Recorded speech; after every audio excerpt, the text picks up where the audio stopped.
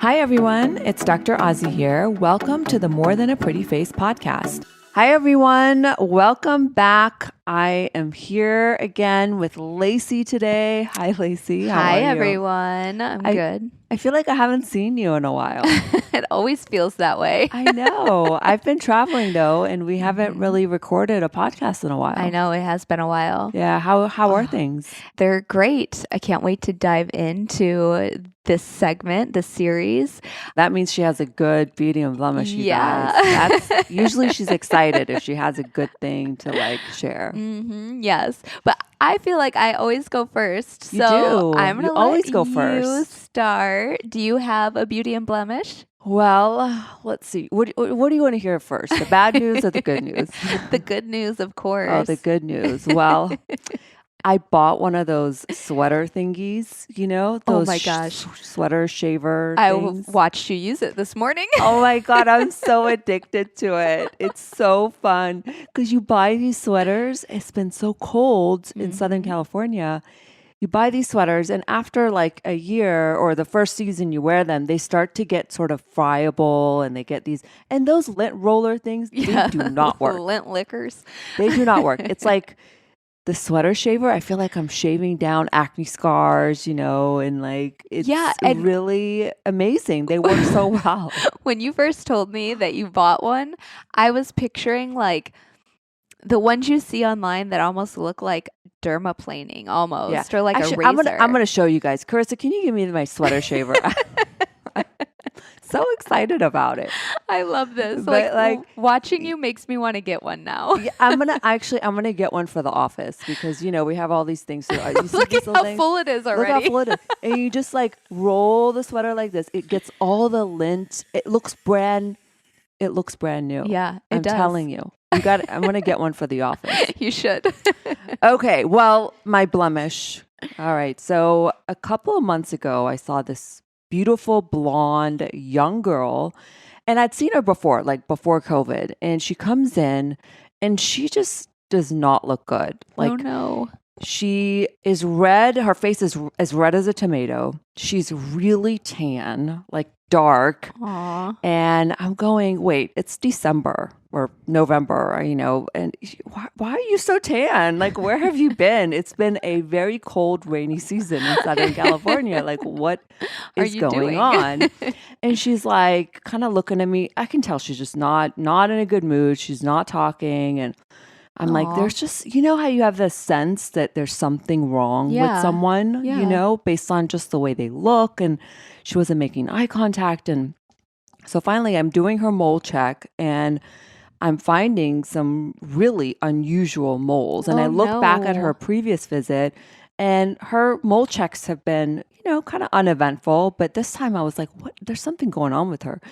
And so finally she's like, okay, well, this is what I've been doing. I know you're going to judge me. I know you're going to get mad. It better not be a tanning bed. Well, worse. So she pulls up this Barbie drug, I guess it's called, and it's this nasal spray that TikTokers started doing. Of course, no. TikTok, the death of me.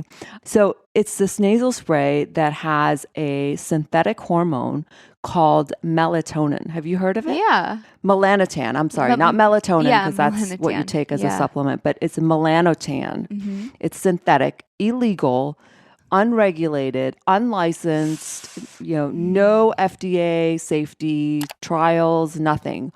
And these people are sniffing it and going out and getting lots of sun because melanotan is a synthetic version of our body's natural hormone called melanocyte stimulating hormone, which essentially stimulates your melanocytes to make melanin. That's the pigment that gives you the tan. Oh, no. So when you combine it with natural sunlight, you're getting even a boost. It's just amplified amounts of melanin that your skin is producing. That's really scary. It's scary because it can also cause all sorts of other problems because you're taking a synthetic hormone that mimics your body's natural hormone that's produced by the brain, it's a major signal. So it's not just affecting the skin, it can affect your kidneys, your adrenal glands, it can cause prolonged priapism. Do you know what that is? Tell me more. Prolonged erections, which is not her problem. I don't have to worry about that. Yeah, women don't have to worry about that. But still, like that's an extreme synthetic drug you're messing with. And I actually Googled it recently and it's still out there. There's something called Permatan spray, which is the nasal spray. And there's people purchasing it in the US. They're like from Minnesota and they're like, this works so well. I have the best tan in the winter. Oh, no. So they're taking it, they're spraying it into their nasal cavity and then going into tanning beds.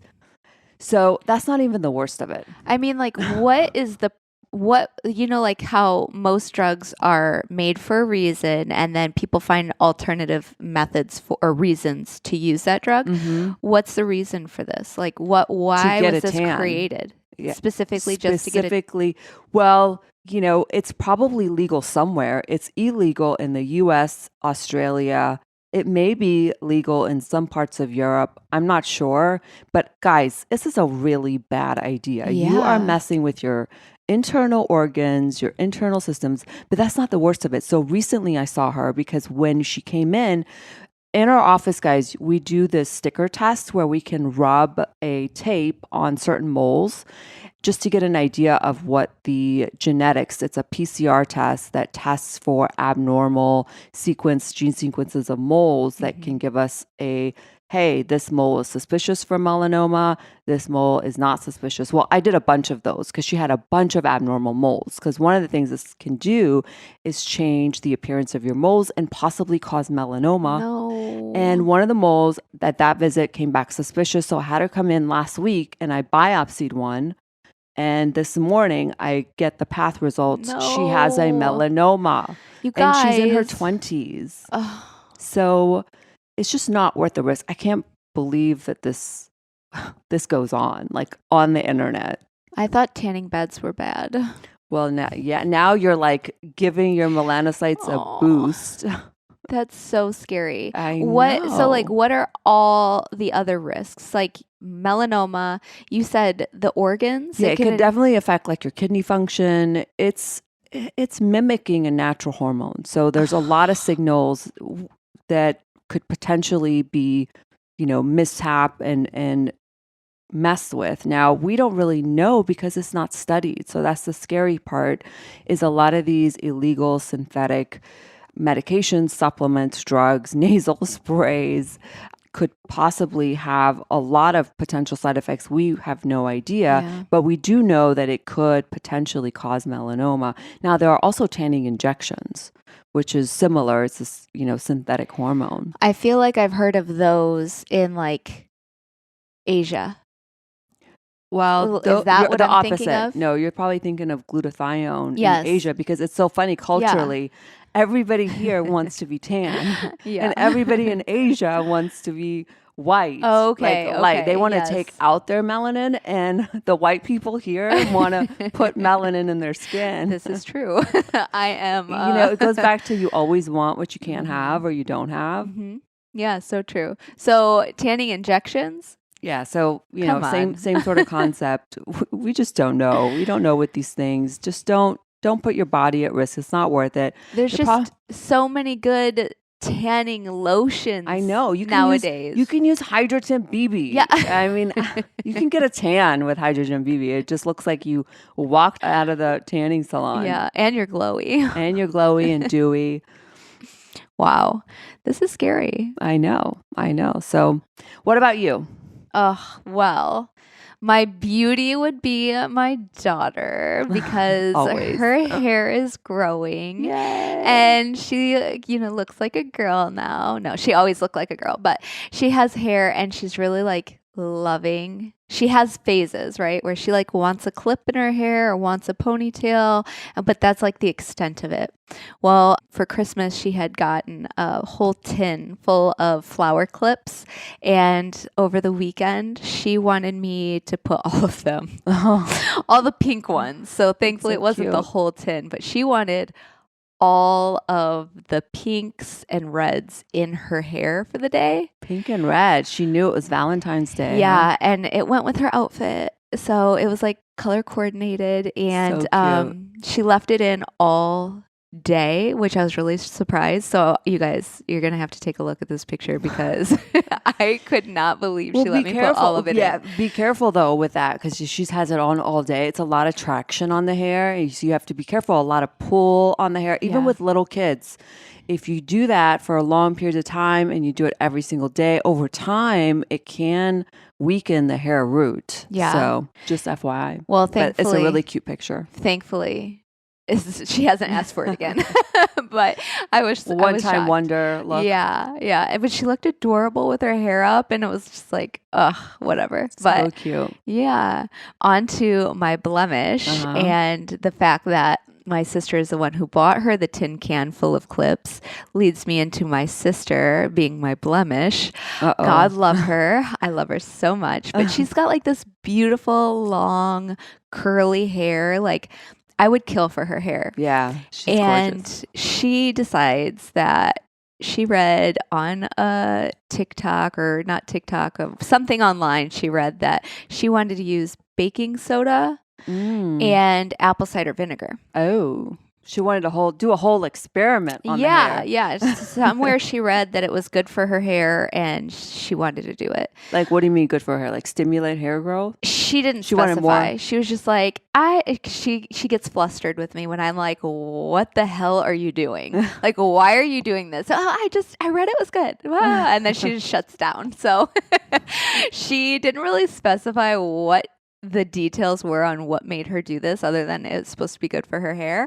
But so how did the experiment fast go? forward to inflamed scalp, dry, brittle hair ends. Like, her hair looks so damaged. Oh, And no. I this is why I was like, what are you doing? Did it make her hair straight? Or just like frizzy? It was brittle? just like so ratty, like so frizzed, and like her natural pretty curls weren't there anymore, and it just was horrible.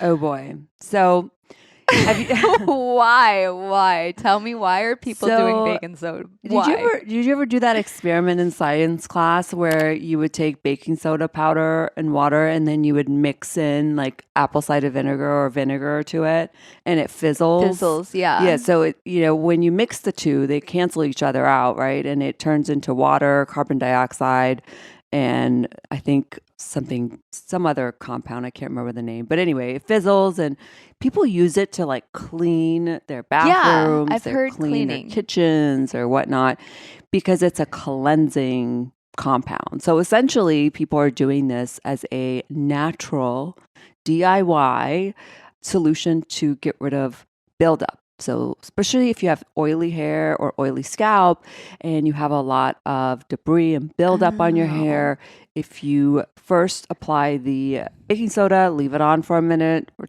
a few minutes, and then take apple cider vinegar and rinse out the baking soda with that, it theoretically, basically, it's clarifying. So She does have very thick hair, so maybe that was her reasoning behind it. It can give your hair a shine, make it really clean, and It did not. lift up all that buildup that can hang on to hair strands. But you have to be really careful because baking soda is very alkaline. It has a high pH. So the scalp pH is around 5.5 and the hair pH is even a little bit lower. I want to say like 3.7. So when you are adding something alkaline like baking soda, which has a pH greater than 7, you're opening up the cuticles, right? And yes, you're also lifting up all that debris and all that stuff build up. But if you do it too often, it can really strip the hair and cause it to be brittle and break easily. Personally, I think it's probably easier to use a clarifying shampoo. I think if it was like the 1900s and all we had was baking soda and vinegar, that would probably be a good option. But now we have clarifying shampoos. That's why we have those. Or even, I mean, you can use the one spray, which has glycolic acid and salicylic acid. It's $30 something.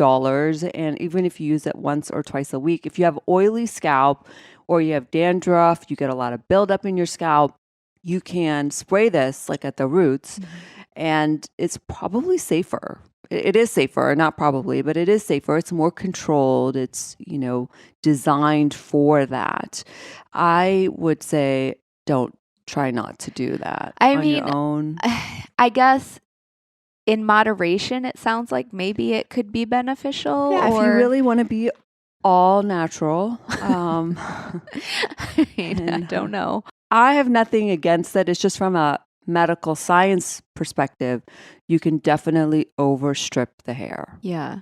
And I would definitely not do it if you've got like colored hair or you've got bleached or highlighted hair. That's already dry hair. If you've got really oily scalp, it might be worth doing periodically, but you really don't want to overdo it. It could be a lot of trouble for your hair. When I am in the shower and I use the exfoliating cleanser, I use that too. I go up into my hair with it. Yeah, you can I don't do that. know if because that's just a little glycolic acid and a little salicylic acid.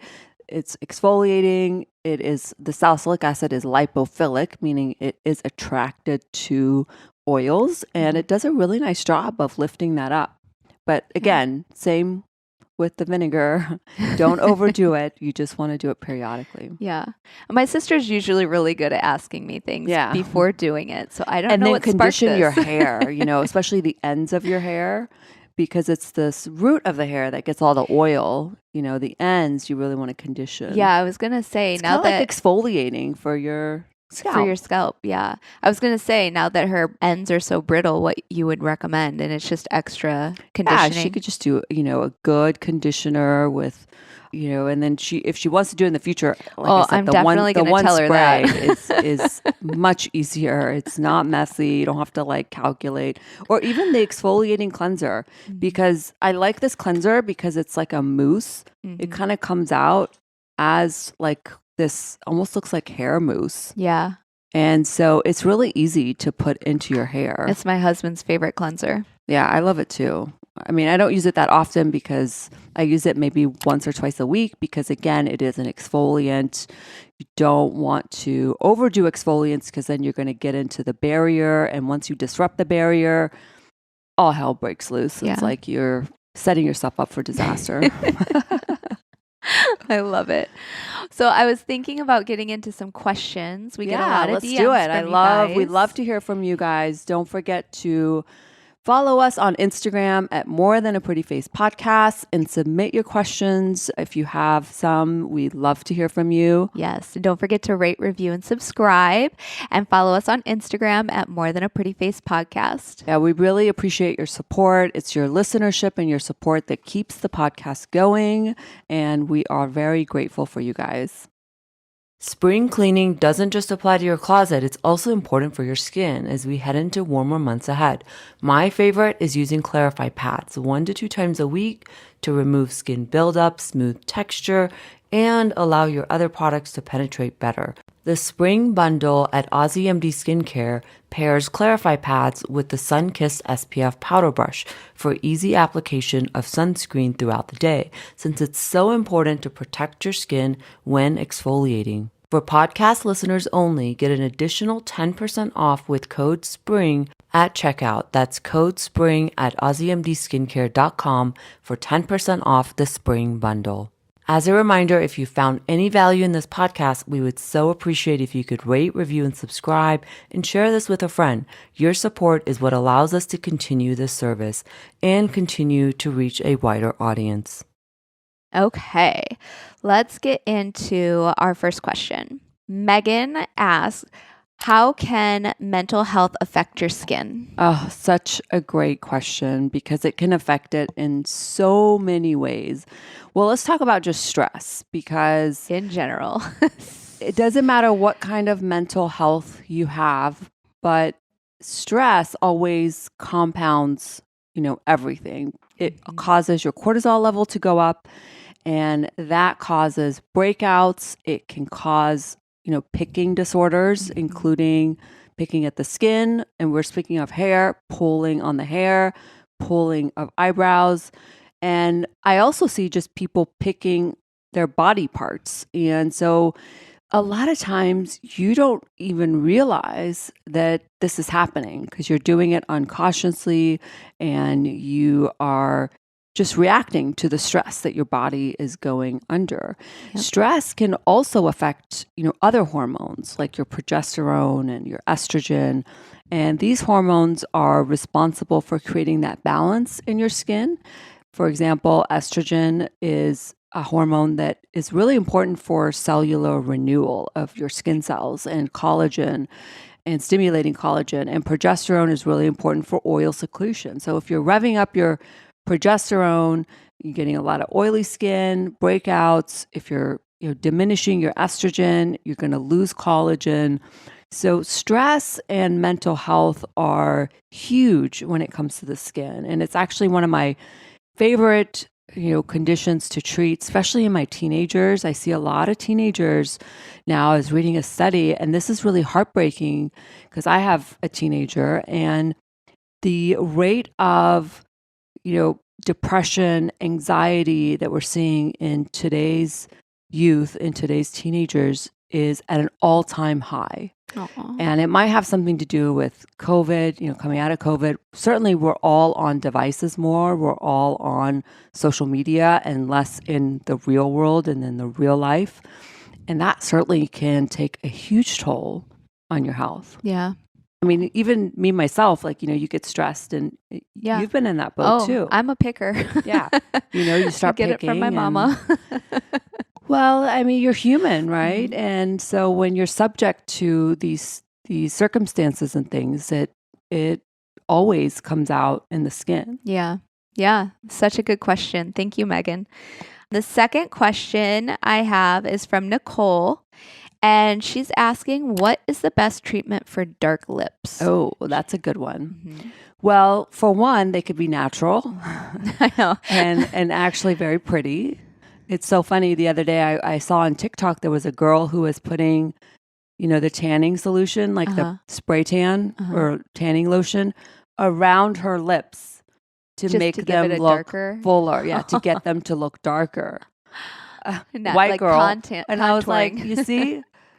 Some people want dark lips and some people are trying to get rid of dark lips. It's always true. Like what you don't have. Yep. They can be completely natural, especially in darker skinned people. So Middle Eastern, African American, the darker the skin, the more propensity to make melanin. And as we get older, that darkening may progress and may be more noticeable. But I understand some people don't want it and they want to bleach it out, which is fine.